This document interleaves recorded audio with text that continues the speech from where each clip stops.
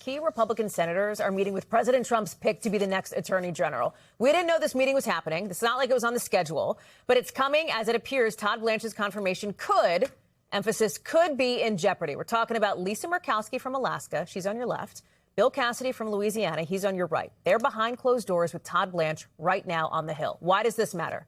Okay, why are we leading the newscast with this? If both of them do not back Todd Blanche, that could sink his confirmation. And as of about, I'm looking at my phone, 9 seconds ago, the last time I looked at the group chat, they haven't said which way they're going to vote.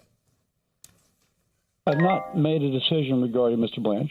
I've got to be convinced that he is an attorney general who just happens to have once been President Trump's personal attorney, as opposed to President Trump's personal attorney, who is now the attorney general. I'm not going to comment any further about where I am on Blanche right now.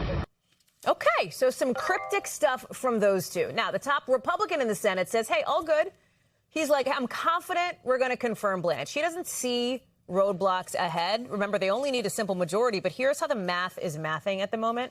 The two Republican senators who were initially kind of the thorn in Todd Blanche's side, that's John Cornyn and Tom Tillis, they seem to be yeses right now. They got what they needed from Blanche about this anti-weaponization fund fine. Susan Collins, we told you last night on the show, breaking news, the witching hour, Susan Collins says she's a no. Mitch McConnell's not going to be there. Remember, he's dealing with some health issues. And then the question marks on Murkowski and Cassidy. For Blanche's part, however, doesn't sound like he's sweating it too much, at least not right now. No, I'm not worried about what's going to happen over the next couple of days. I'm hopeful that the work, like what we're talking about today, the body work the department has done over the past year and a half, of which I'm a very small part of, is something that the Senate recognizes.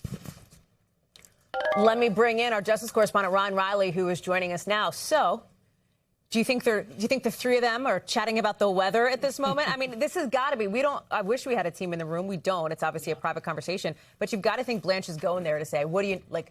Here's my case. You got to get to a yes. Yeah, Tillis had already worked out this deal, so we sort of thought we were past on the so-called slush fund, as Democrats have criticized. Correct. It, right? So the anti-weaponization fund. And the thought process is once they got past that, once they got to the full Senate, this was going to be smooth sailing, easy cruising. But it was interesting because Tillis did raise an issue which I'm curious if is raising more questions amongst Republicans about this Jim Comey case. He said that the person who brought that case, was sort of a fool in North Carolina, and that thought that this 86-47 Seychelles arrangement was some sort of threat. That's what he said, that that case should be tossed. But Todd Blanche was a major part of that case, right? They had this whole grand press conference with him and Kash Patel where they announced that Jim Comey case to begin with. Cut to a few months from now, that case is almost certainly going to be tossed. We don't know how it'll die, but it's one of those cases that you're expecting to die at some point. So that could also be a point of contention, along with questions about this. Don't get mad. I'm not making this up. I literally am not.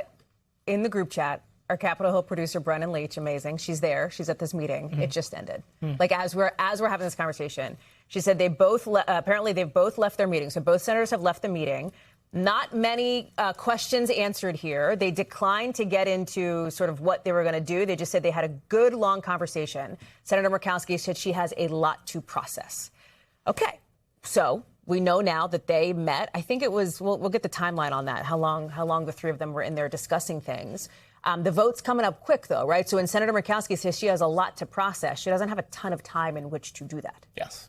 Yeah, I mean, I think she's going to have to make a decision fairly soon. So I think, our Capitol Hill team's going to have to be on this and getting as many answers as they can. This is really going to come down to the wire. What are you hearing on the Justice Department side? I mean, we showed how Blanche seemed to sort of brush some of this off. Obviously, Senate Republican leadership feels pretty confident, but it's not done until the gavel comes down. Yeah, I mean, I thought that the thinking there was sort of that they worked out this deal, that this was sort of past them, that once they got out of committee, that was the major hurdle. So once they, had that document signed, they formally got rid of that weaponization group, then that's when this ended. But evidently not. We're still in it. Okay. I'm being told the quote here from Senator Murkowski, it was a good conversation. She called it good twice, a good sit down. So a tea leaf, if you will. We shall be reading them. We'll see if we can catch up with them in the hallways. Ryan, thank you very much for that. Appreciate it.